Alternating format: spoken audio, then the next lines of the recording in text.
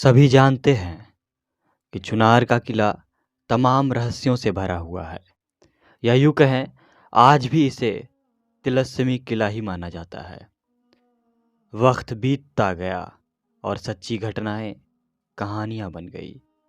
कुछ और वक्त बीता और वही कहानियां अब काल्पनिक सी हो गई है। जाने कितने ही राज समेटे बैठे हैं अपने सीने में। तिलस्म सिर्फ किले तक ही नहीं बल्कि किले के बाहर छोटे छोटे गांवों में भी चलता रहा। आज भी है, मगर गिनती के। ऐसे ही एक छोटे से गांव की कहानी बयां कर रहा हूं। गांव के बाहर एक बड़े से वृक्ष के नीचे छोटी सी झोपड़ी में एक तांत्रिक औरत रहा करती थी। किसी ने भी इसकी उम्र को ढलते हुए ना देखा था।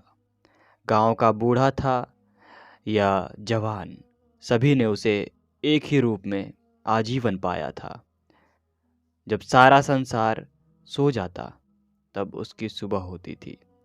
रात भर क्रिया, अजीबो गरीब मंत्रों के उच्चारण और तमाम अशुभ चीजों का संग्रह। जिसे देखना कोई पसंद नहीं करता था उसे वो अपने पास रखती। किसी को कोई छोटी मोटी बाधा आती तो उनको दूर किया करती।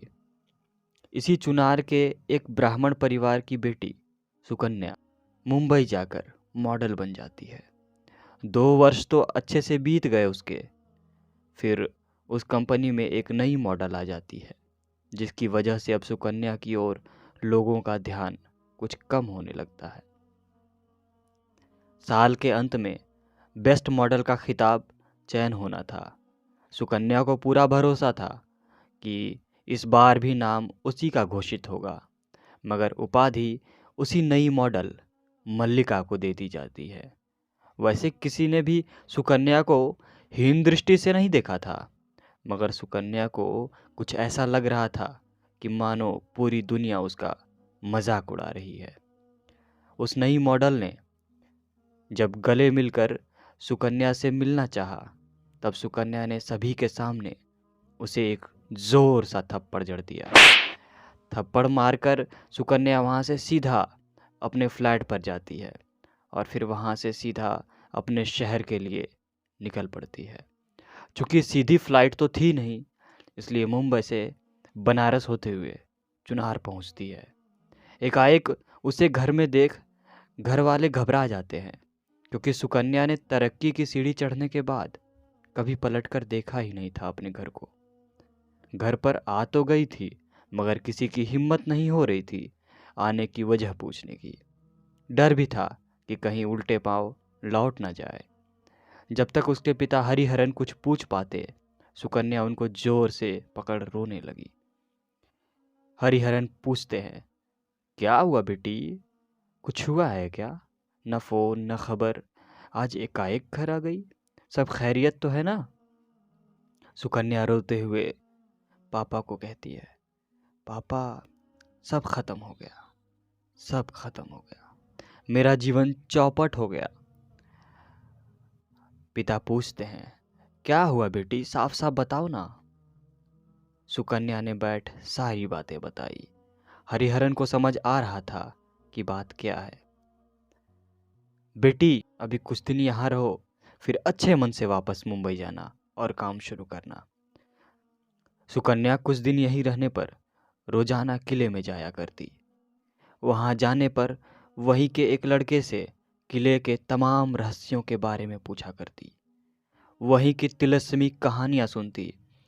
फिर एक दिन सुकन्या ने उस लड़के राजा से पूछा, क्या आज भी तिलस्म होता है?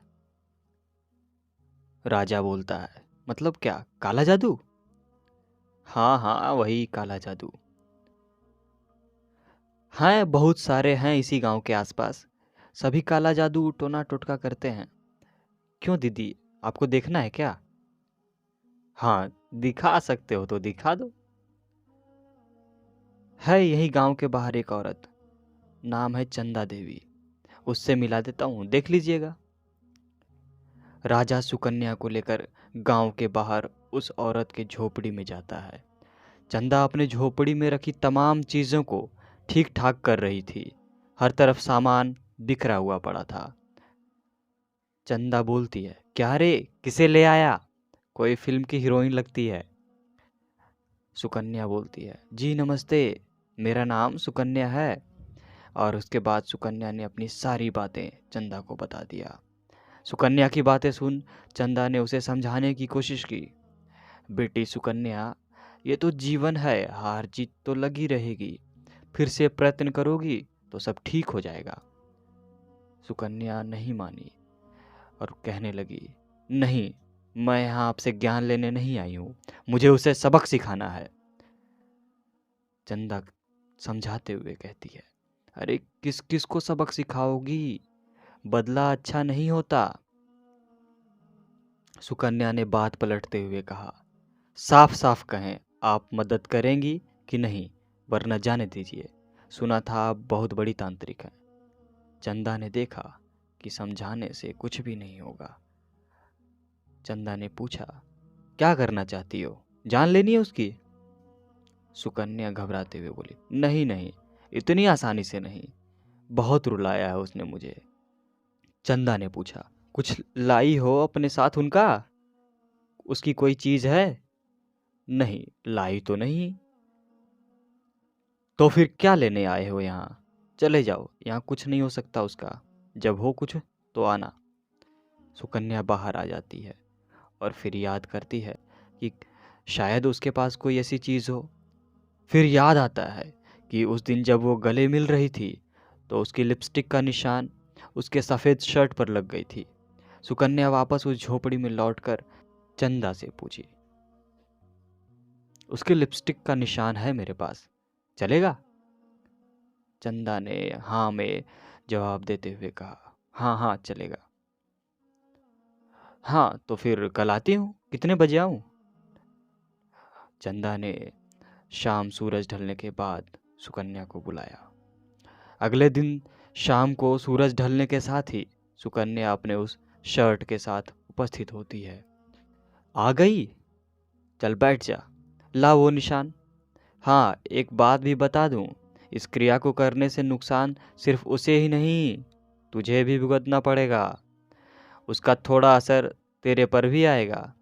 कुछ भी बिगाड़ना चाहती है उसका तो तेरी सूरत भी बिगड़ेगी, याद रखना। हाँ, तो अब बता तू क्या करना चाहती है? सुकन्या काफी सोचने के बाद कहती है, मानसिक तौर पर कमजोर करना चाहती हूँ उसे, फिर उसे कोई भी नहीं पूछेगा। चंदा समझते हुए कहती है, ठीक है, तब मैं एक क्रिया करती हूँ और फिर तुझे इसी क्रिया को हर दिन करना होगा। ये ले, इसे रख अपने पास, जब भी चाहती है उसे परेशान देखना, बस आग जलाकर उसका नाम लेकर एक चुटकी आग में डाल देना, फिर देखना कमाल। याद रख, वो अकेली नहीं, तू भी भुगतेगी उसके साथ, अभी भी वक्त है, मान जा। सुकन्या ने पर्स से पैसा निकाल चंदा के सामने रख निकल जाती है और घर लौटती है। घर लौटने पर सुकन्या के पिता हरिहरन ने पूछा, सुना है गांव के बाहर उस चंदा देवी के पास गई थी, किस लिए? दिमाग तो खराब नहीं हो गया तेरा? सुकन्या ने डरते हुए जवाब दिया, बस यही कारण है कि मैं यहाँ आना नहीं चाहती, जा रही हूँ कल सुबह ही। अगली सुबह सुकन्या अपना बैग उठाती है और बनारस के लिए निकल जाती है। वहाँ से अगली फ्लाइट पकड़ सीधा अपने मुंबई के फ्लैट में पहुँचती है। आज उसे खुद पर घमंड होता है, मन ही मन अपने जीत पर घमंड करती है। शाम को जैसा चंदा ने कहा था उसी प्रकार उसने मल्लिका का नाम ले लिया और उस क्रिया को किया। उधर मल्लिका अपने फोटोशूट में व्यस्त रहती है। फोटोशूट के दौरान एक हल्की सी चक्कर आने से मल्लिका गिरकर घायल हो जाती है। घायल होने से शूटिंग बंद कर दी जाती है। मल्लिका अपने सर को पकड़ बैठी रहती है। उसके डायरेक्टर उसे बैठकर बातें करते रहते हैं। मल्लिका कहती है, पता नहीं क्या हुआ एकाएक। डायरेक्टर कहता है, हो गया होगा, थोड़ा सा रिलैक्स हो जाओ, शूटिंग तो कल भी की जा सकती है, चलो तुमको आज एक फिल्म दिखा देता हूँ। मल्लिका कहती है, हाँ ये ठीक रहेगा, चलिए। मल्लिका और डायरेक्टर निशांत साथ में बैठे फिल्म देखते हैं। थोड़ी देर बाद मल्लिका टॉयलेट जाने के लिए उठती है और बाहर जाती है। टॉयलेट में मल्लिका के अलावा कोई भी और नहीं होता। बेसिन में हाथ धोती है तो उसे लगता है कि उसके साथ ही कोई और भी हाथ धो रहा होता है। अगल बगल देखती है पर कोई भी नहीं होता है। मुंह धोती है और जैसे ही शीशे में देखती है उसे एक चेहरा अपने पीछे दिखाई देता है। चेहरा पूरे बालों से ढका हुआ होता है और आंखें पूरी ही काली होती है। मल्लिका झट से पीछे घूम कर देखती है मगर कोई भी नहीं होता है। दौड़ के दरवाजे से बाहर निकलती है तो उसे कोई सामने से रोक लेता है। वो चिल्लाती है मगर फिर शांत हो जाती है। निशांत, क्या हुआ मल्लिका? काफ़ी देर से नहीं आई तो मैं ही चला आया तुम्हें देखने। सब तो ठीक है ना? तुम्हारी तबीयत तो ठीक है? मल्लिका की स्थिति को देखकर समझ आ रहा था कि वो अभी बिल्कुल भी ठीक नहीं है। निशांत ने स्थिति को देख सारे शूटिंग आगे के लिए टाल दी। मल्लिका को लेकर डॉक्टर के पास जाता है। डॉक्टर ने बताया कि ज़्यादा काम की वजह से कमज़ोरी आ गई है। डॉक्टर का जवाब सुन मल्लिका कहती है, निशांत, मैं घर जाना चाहती हूँ। निशांत कहते हैं, ठीक है। मल्लिका जुहू के एक बड़े से बिल्डिंग के 18वें माले पर रहती थी। निशांत उसे घर छोड़ते हुए कहते हैं, अभी ठीक हो कि मैं चलूँ ऊपर तक? नहीं नहीं, मैं ठीक हूँ, मैं ठीक हूँ। अच्छा, तब ऊपर जाकर फ़ोन कर देना, फिर मैं चला जाऊँगा। या ओके ओके, बाय बाय। मल्लिका लिफ्ट लेकर 18 फ्लोर का बटन दबाती है। लिफ्ट के शीशे में अपने चेहरे को ठीक करती रहती है कि फिर उसे वही औरत अपने पीछे दिखाई देती है और फिर उसी पल गायब भी हो जाती है। ये देख मल्लिका और भी डर जाती है। तभी उसे अपने पैरों पर कुछ होने का एहसास होता है। नीचे देखती है तो वही चेहरा अपने पैरों के पास पाती है और नीचे में बाल ही बाल देखती है।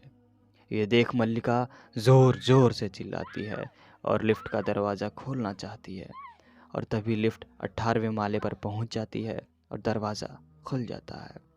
मल्लिका ज़ोर से भागती हुई अपनी फ्लैट में जाती है। उसे पल पल यही लगता है कि उतनी ही तेज़ी से कोई उसके पीछे भागे आ रहा है। जल्दी से दरवाज़ा खोल अपने घर में दाखिल होती है। जिस घर में हर दिन बेहिचक जाया करती थी, आज उसी घर में उसे हर तरफ किसी के होने का आभास हो रहा था। लाइट्स के स्विच की तरफ हाथ बढ़ाती है, उसे आज स्विच ही नहीं मिल पा रहे थे। जैसे ही स्विच पर हाथ रखा, उसके कानों में एक आवाज़ आती है, मुझसे दोस्ती करोगी? मल्लिका के हाथों से स्विच ऑन हो जाती है और पूरा कमरा रोशनी से भर जाता है। मल्लिका इधर उधर देखती है, फिर अपने ही मोबाइल की आवाज़ से डर जाती है। मोबाइल देखती है तो निशांत का कॉल होता है। अरे पहुंची नहीं क्या? मैं इंतज़ार ही किए जा रहा था। नहीं नहीं, मैं पहुंच गई हूँ, जाओ तुम जाओ, तुम अपने घर जाओ। निशांत कहता है, कोई काम हो तो कॉल करना, मैं आ जाऊँगा। मल्लिका ने हाँ बोल फ़ोन रख दिया। उसे यह समझ नहीं आ रहा था कि आज एकाएक ये क्या हो रहा है उसके साथ। इसी के साथ दरवाजे पर किसी ने दस्तक दी। मल्लिका थोड़ी सहमे हुए आवाज़ देती है, कौन है? बाहर से मल्लिका की नौकरानी इंदु की आवाज़ आती है, दीदी मैं हूँ। दरवाज़ा खोलती है और इंदु को देख मल्लिका थोड़ी सामान्य स्थिति में आ जाती है। उधर सुकन्या की उत्सुकता बढ़ती जा रही थी। उसे मल्लिका की खबर मिलने का इंतज़ार था। इतने में ही उसे उसके असिस्टेंट का फ़ोन आता है। मैडम, आपने सुना कि नहीं? मल्लिका की सारी शूटिंग अभी रोक दी गई है। शायद उसकी तबीयत ठीक नहीं है। फ़ोन रखने के बाद सुकन्या मुस्कुराते हुए खुद से बोलती है, पिक्चर तो अब शुरू हुआ है मल्लिका मैडम। इंदु खाना बनाकर और खिलाकर वापस अपने घर चली जाती है। शॉवर लेने के बाद मल्लिका रोजाना की तरह खाना खाकर अपनी एक नॉवेल के साथ सोफे पर बैठ जाती है। नॉवेल पढ़ते पढ़ते उसकी आंख लग जाती है।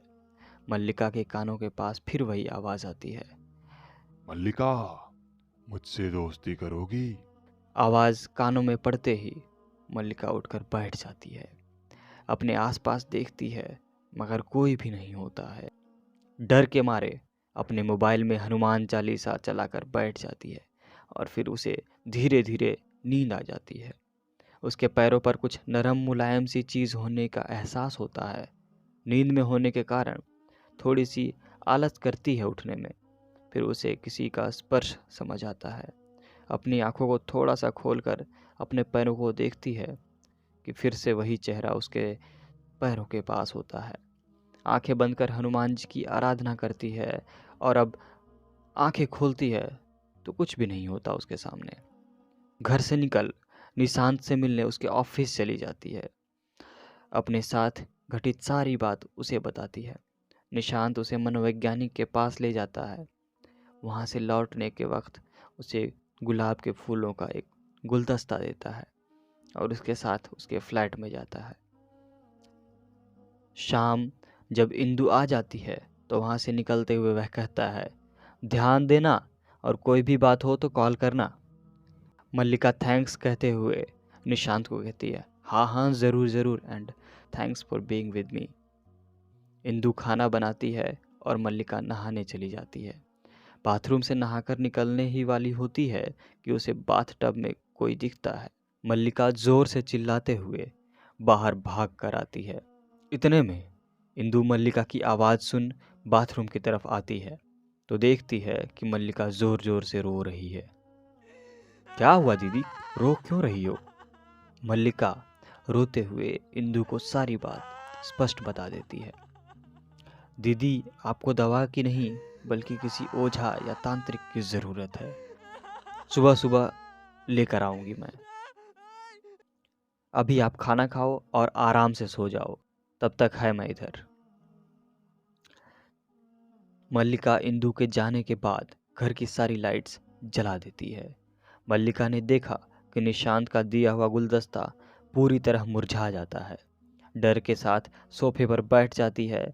नींद न आने पर मनोवैज्ञानिक की दी हुई दवा निकाल उसे खाती है।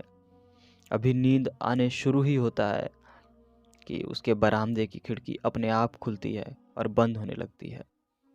मल्लिका उठकर उसे बंद करती है और फिर लौट कर आती है और अपनी नॉवेल पढ़ने लगती है। कुछ ही मिनट के बाद वह खिड़की फिर से खुल जाती है। मल्लिका थोड़ी सी डर जाती है, साथ ही साथ ये सोचती है कि शायद उसने ठीक से खिड़की बंद ना किया हो। फिर से बंद कर जैसे ही वापस घूमती है, तुरंत ही वो खिड़की खुलने और बंद होने लगती है। अपने एक हाथ से वो एक खिड़की पकड़ लेती है और फिर बाहर झांकने की कोशिश करती है। एक लंबे नाखून वाला हाथ खिड़की को पकड़े आगे बढ़ने लगता है। मल्लिका भागकर अपने कमरे में जाती है और एक चादर लिए ओढ़कर लेट जाती है। धीरे धीरे मल्लिका की चादर कोई खींचने लगता है और जैसे ही चादर मल्लिका के चेहरे से हटती है, वही भयानक चेहरा उसके सामने आ जाता है। मल्लिका जोर जोर से चीखती है, चिल्लाती है। फिर एक ही पल में सब कुछ शांत हो जाता है। मल्लिका इधर उधर देखती है मगर सब कुछ सामान्य लगने लगता है। कुछ पल अपने नॉवेल के लिए बैठती है और बार बार अपने पैरों के पास देखती रहती है मगर ऐसा कुछ भी नहीं होता है। धीरे धीरे मल्लिका को नींद आ जाती है। सुकन्या शाम के वक्त ही क्रिया शुरू करती है, इसीलिए एकाएक मल्लिका के साथ सब कुछ घटित होने लगता है। सुकन्या इसी बात से खुश रहने लगती है कि मल्लिका परेशान है। मनोवैज्ञानिक वाली बात भी सुकन्या तक पहुंच जाती है। सुकन्या की त्वचा अब धीरे धीरे अपना रूप बदलने लगती है। अब सुकन्या के चेहरे पर वो चमक नहीं दिख रही थी।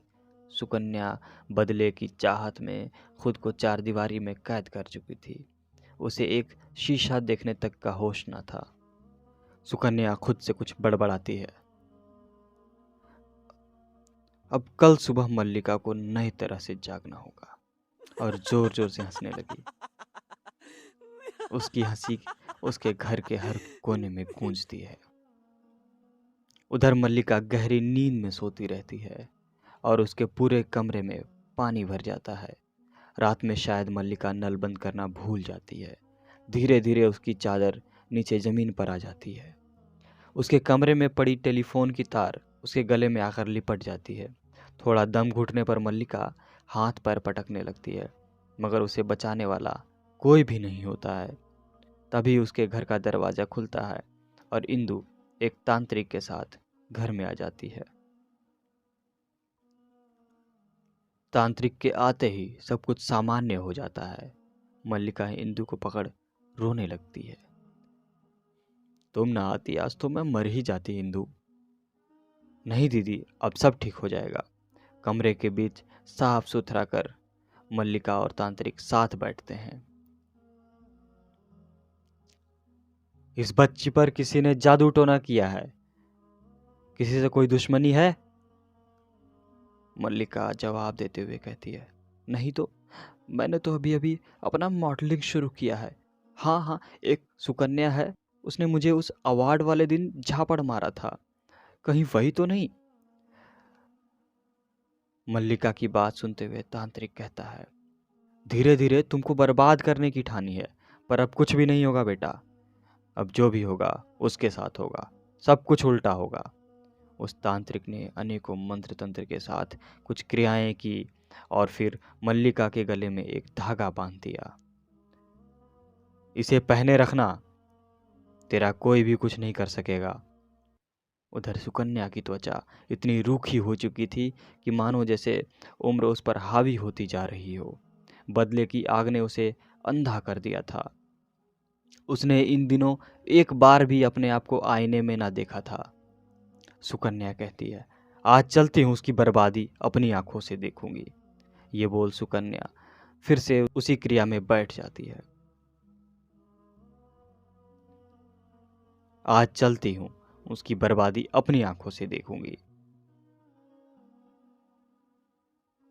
ये बोल सुकन्या फिर से उसी क्रिया को करने बैठ जाती है और इस बार एक नहीं दो नहीं लगातार क्रिया करने की ठानती है। उस क्रिया को कर सुकन्या अपने फ्लैट से बाहर निकलती है। बाहर निकलने पर जिस जिस की दृष्टि उस पर पड़ती है वो बड़े ही आश्चर्य भरी निगाहों से उसे देखता है। सुकन्या को ये बात समझ नहीं आ रही थी कि लोग उसे ऐसे क्यों देख रहे हैं। सुकन्या जब अपने फ्लैट से बाहर आती है तो उसे अपने हाथों की त्वचा साफ साफ दिखती है। उसे देख घबरा जाती है, बार बार अपने हाथों से ठीक करना चाहती है, मगर त्वचा बार बार उसी तरह से सिकुड़ सी जाती है। भागकर सुकन्या बिल्डिंग के नीचे बने टॉयलेट में जाती है और शीशे में देखती है। उसे शीशे में एक 60 साल की सुकन्या दिखाई देती है। ये देख सुकन्या चीखने लगती है, अपने हाथों से अपने चेहरे को मसलने लगती है। तभी उसे बगल में कोई खड़ा दिखाई देता है।